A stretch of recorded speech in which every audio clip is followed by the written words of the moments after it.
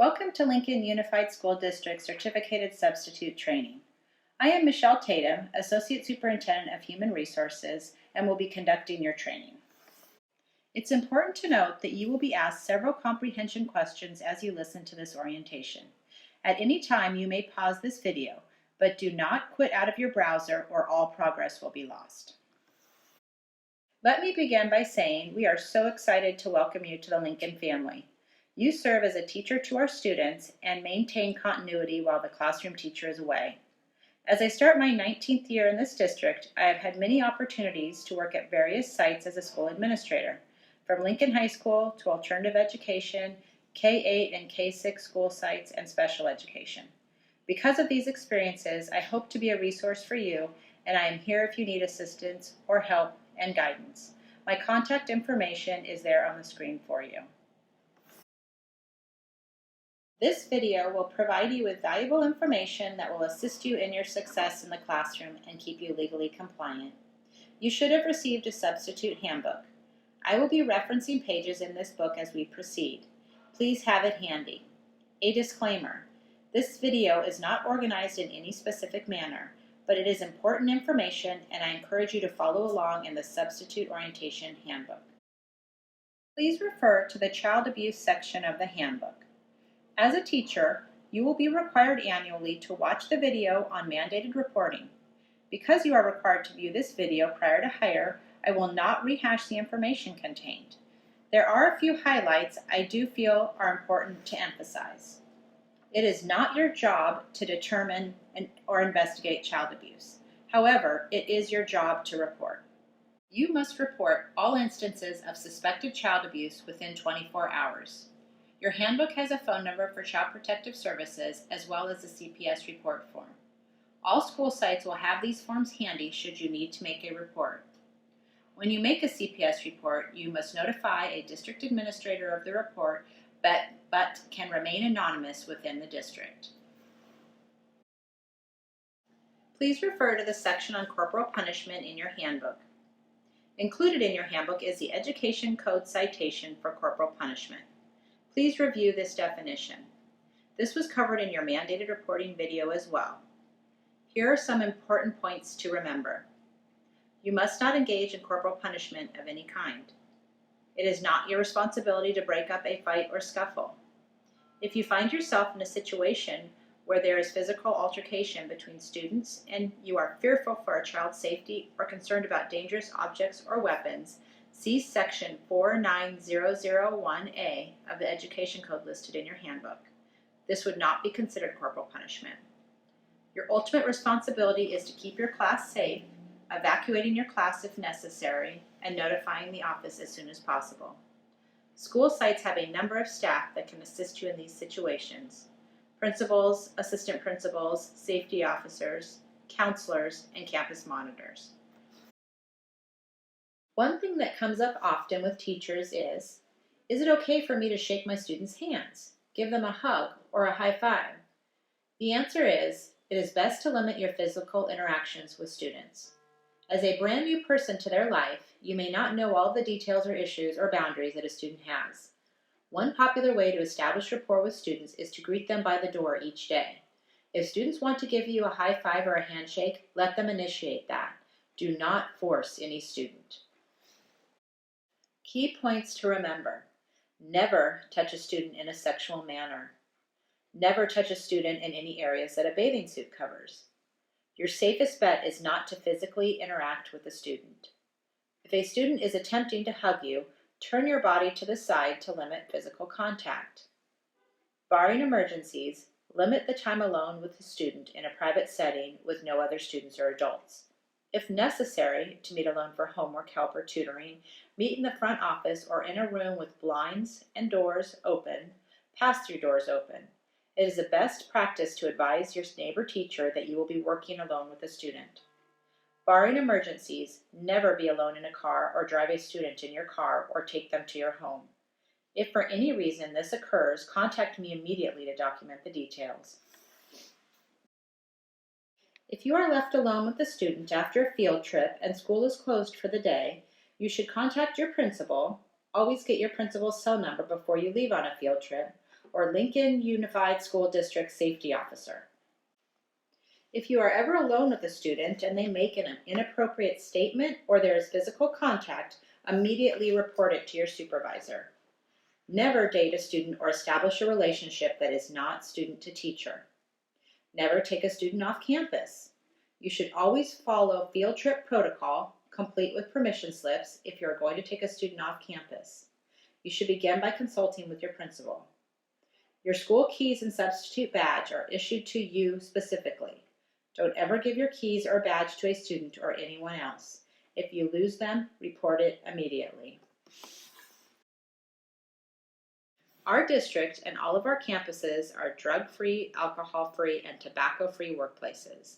For more information, refer to your substitute handbook on our board policies. Key points to remember. Do not ever bring illegal drugs or alcohol on campus for any reason. You shall not be under the influence of alcohol, illegal drugs, and controlled substances during work hours or in close proximity before work hours. Vaping is not allowed on any of our campuses. Prescription drugs should be stored in the container they were prescribed in and kept out of sight during school hours. The district does have a contract with drug dogs at the Lincoln High School campus. It is possible they may be on campus when you are working. Always use your substitute parking placard. It is possible the drug dogs will be in the parking lot for student vehicles. We need to be able to discern between the two. There is also information included on employee assistance programs if you should need it in this section. Please refer to the section on non-discrimination and harassment policy in your handbook. You must comply with all policies and procedures covered regarding non-discrimination and harassment. Discrimination and harassment will not be tolerated. It is important to us to educate our students on appropriate treatment of others, and one way to do so is through modeling.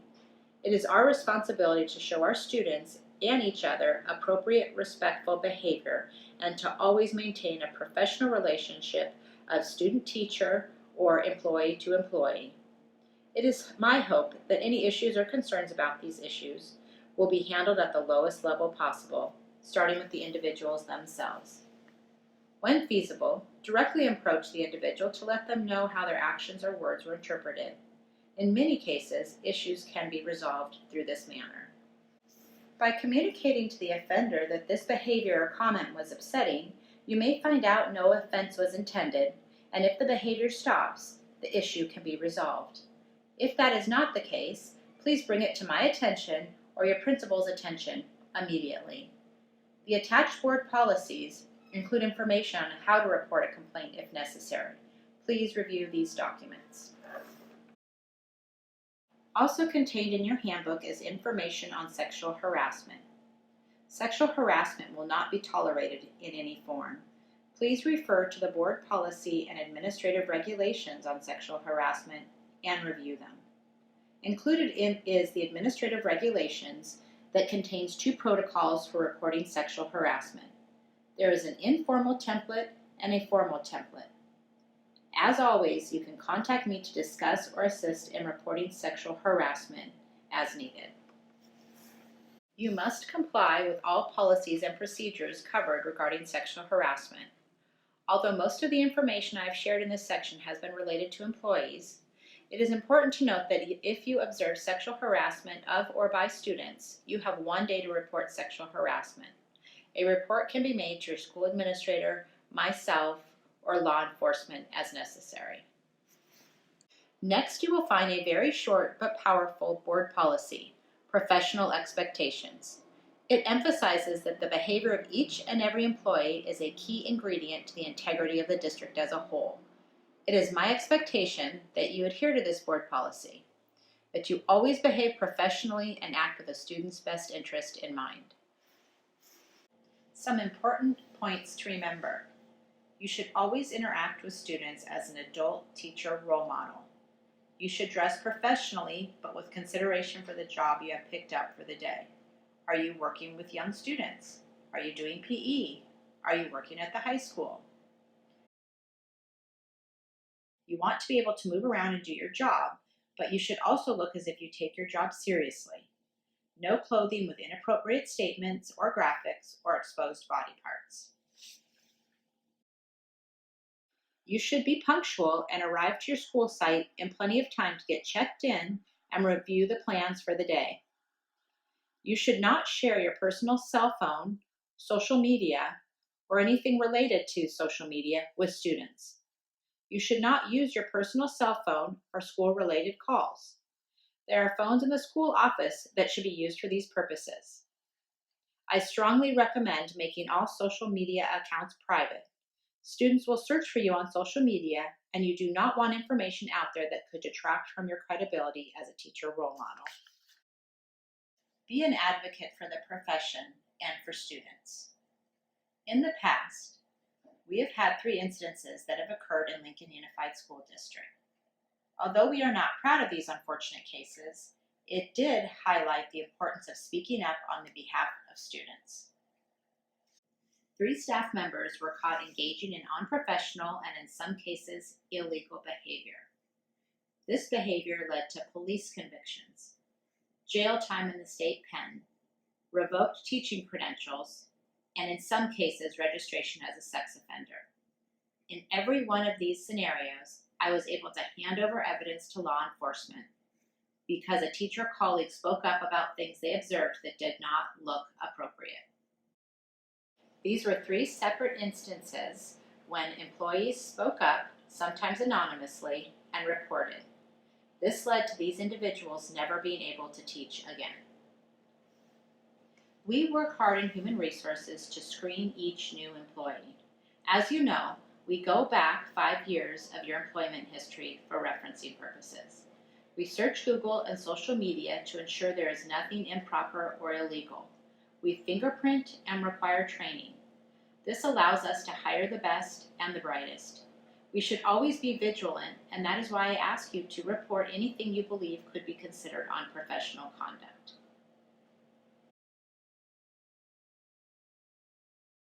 Now I would like to hand it over to Greg Kaltoff, 4th grade teacher.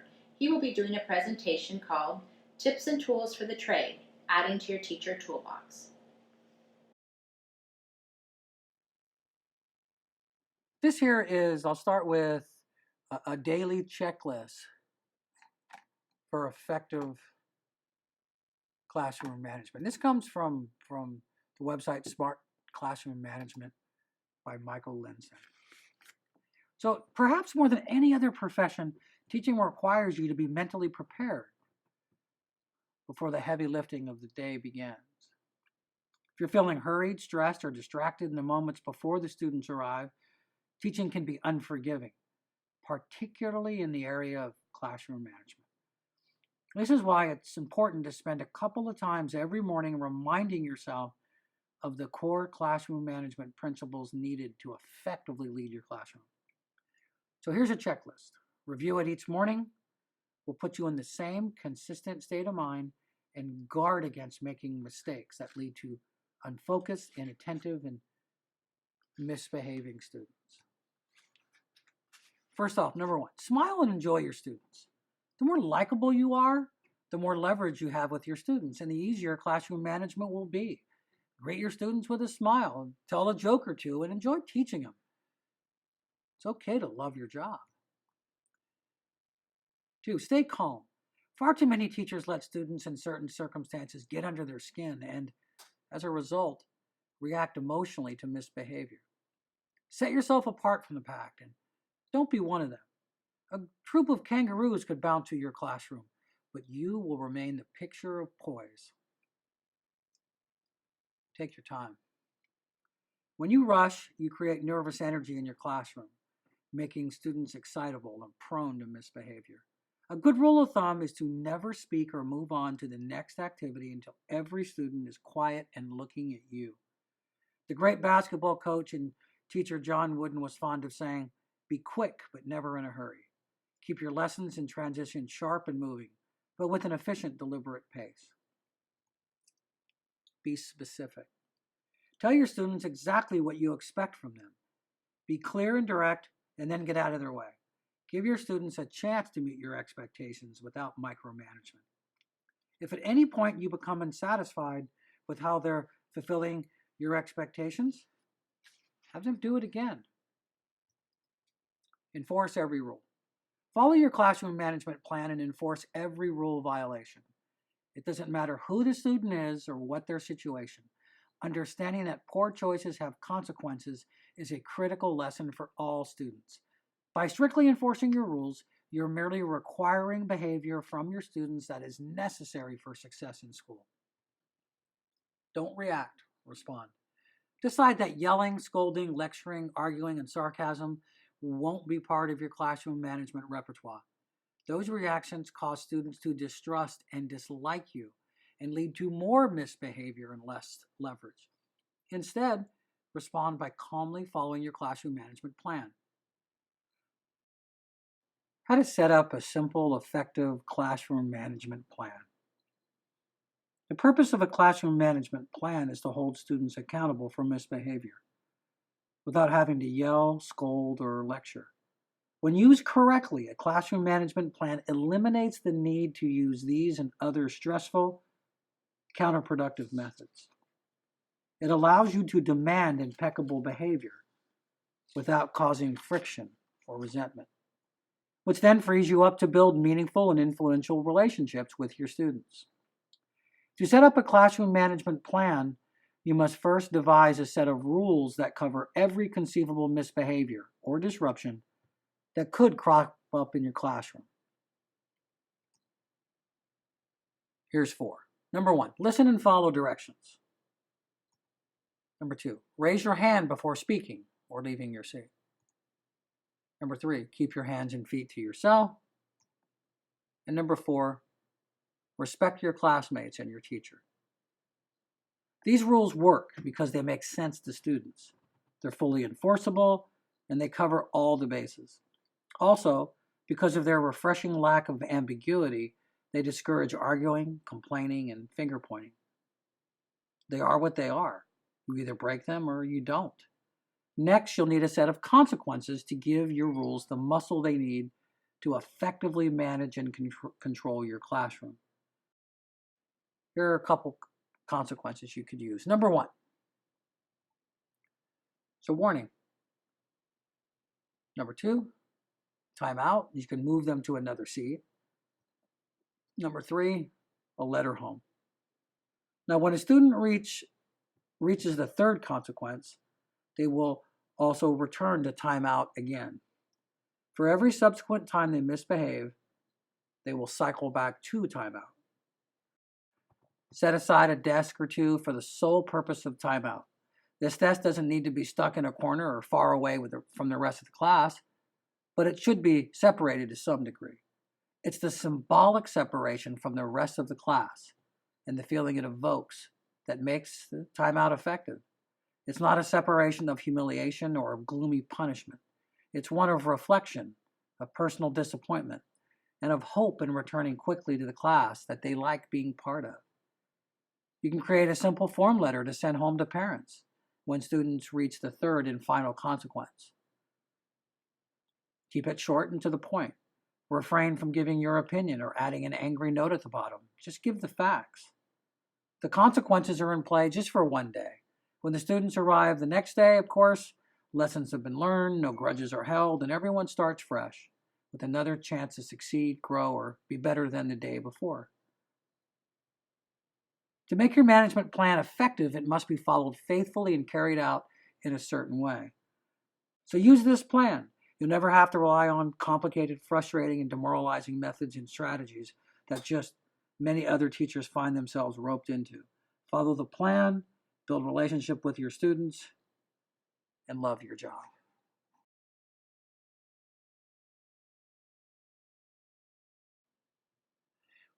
I'd like to share some ideas to help make teaching more enjoyable. A lot of these come from the book Tools for Teaching from Fred Jones. If you look here at the first slide, you can see where the X is would be where the teacher is. Where do you think the goofing off is most likely to happen? Of course, it's going to be in that area. So the farther away the teacher is from the student, the more likely he or she is likely to goof around. Now, when you watch natural teachers, you see a room full of busy students. You see the teachers often meandering around the room, checking work. Now, this cruising around the room cannot be understated. So mobility is an important concept in classroom management. In a normal class, there's 30 students. Now, this is a crowd.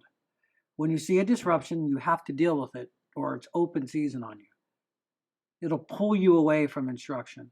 So crowd control, remember, is not perfect. It gets most of the kids to do what they're supposed to do most of the time.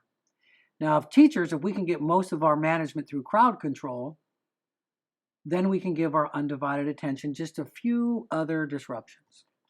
If you look at the next slide, there's a couple rules of movement. Number one, constantly change what we call zones of proximity so that no student is in the green zone for very long. And then stimulate the brain to attend by constantly changing everyone's visual field. You also can use camouflage for dealing with that disruptive student. Think about comedians or preachers or singers. We all work the crowd, or the crowd works you. Entertainers use movement too, eye contact and energy. If a table's talking, you can always move closer until you have eye contact.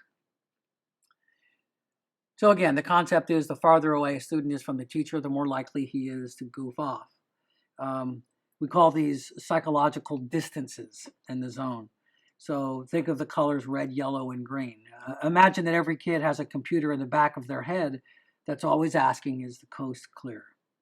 Even if they don't know it is, they're always thinking about that. So, red is anyone from about, 8 feet from where the teacher is, and that always says stops. The computer will always say stop.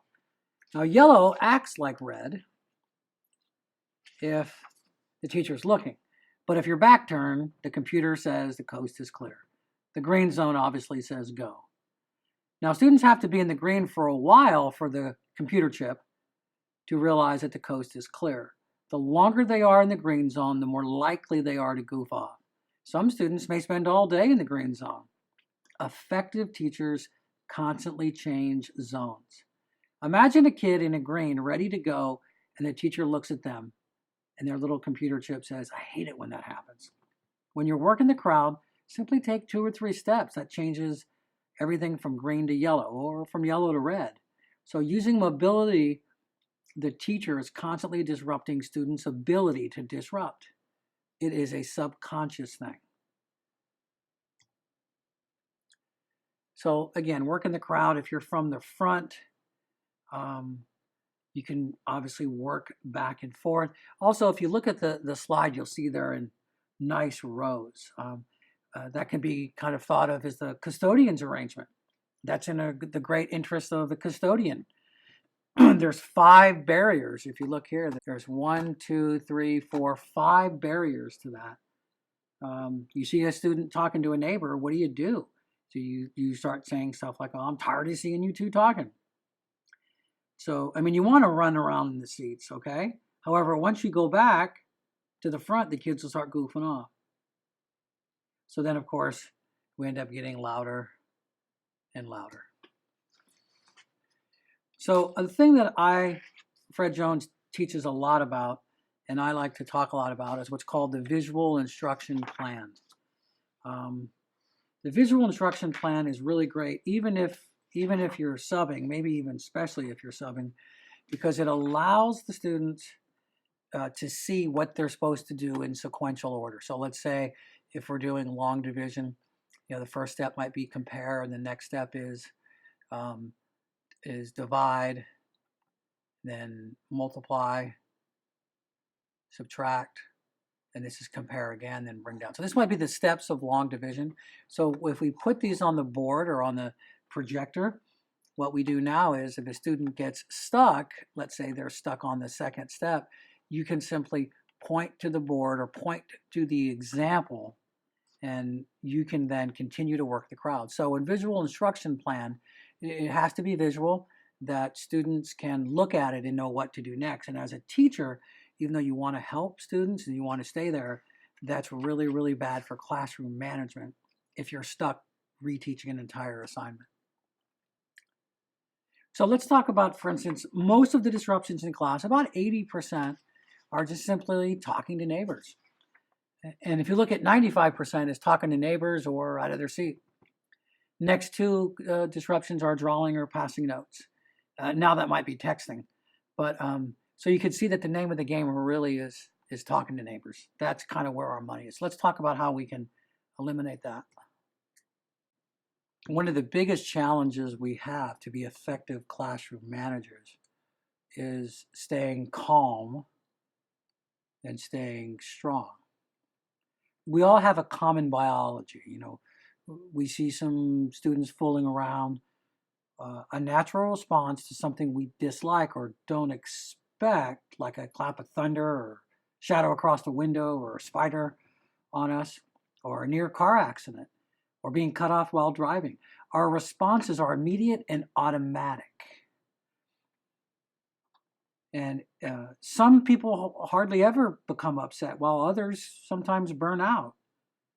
So to talk about the biology, this is its technical term. It's called the generally physiological mobilization response. You know, where your eyes open wide, your teeth clench, you inhale deeply, your skeletal muscles are tense, they're ready to move. Like it happens in class when a fire alarm goes off. You'll see elementary kids automatically get out of their seat. You know, their heart rate increases. So the fight-flight reflex is crucial to survive for animals in nature. But managing this as a teacher, young people all day, is almost like a petri dish for growing stress. So an important part of being a successful teacher is understanding the brain and how to stay calm.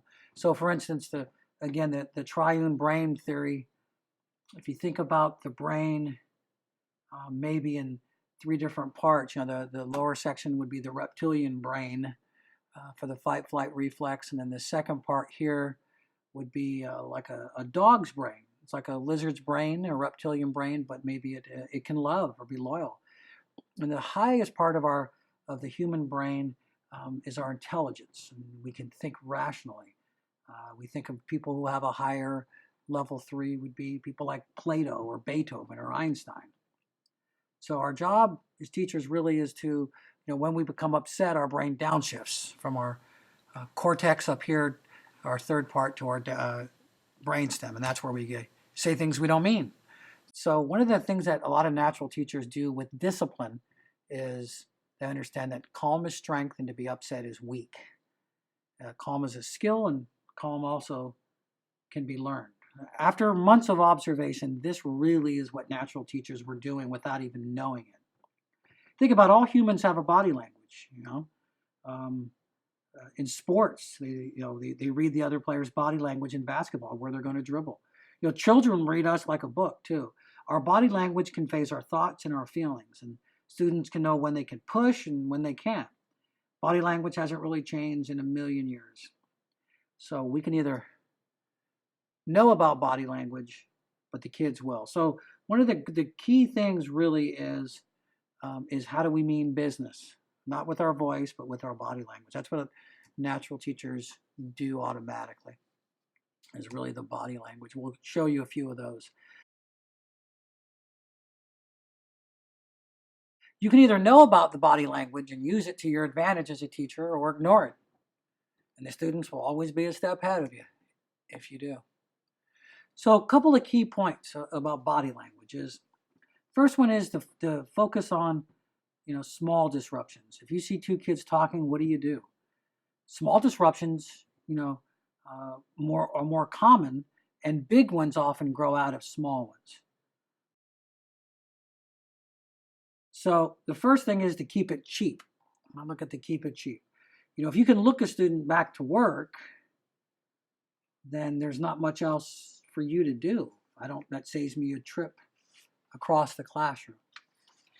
So the kind of face that you might give to students which are misbehaving, this is a picture of Queen Victoria, and you can see her face doesn't have any expression. Her eyebrows are not furrowed, and she's looking at the offending student like she's not amused. And sometimes a student may give you smiley face when you're looking at them because they did something wrong. And the key is to have a relaxed face, have no facial expression at all. Now, the second one is what's called the turn. So if you really break it down, if you break down a turn, it would be an example of where you're helping a student. Maybe a student comes in late and you're helping a student and you see talking from the back of the room. The first thing you would do in a turn, what's called, is it would take about 6 seconds, and you catch your breath, take maybe 2 deep breaths before you stand. And then when you stand to face the student, you go with your head first, and then your shoulders, and then your waist, and then your feet. And then you face up to the student or students that were talking or doing whatever. If your turn's convincing, you can usually save yourself a trip across the room. Also, right now, we got to think about discipline always comes before instruction.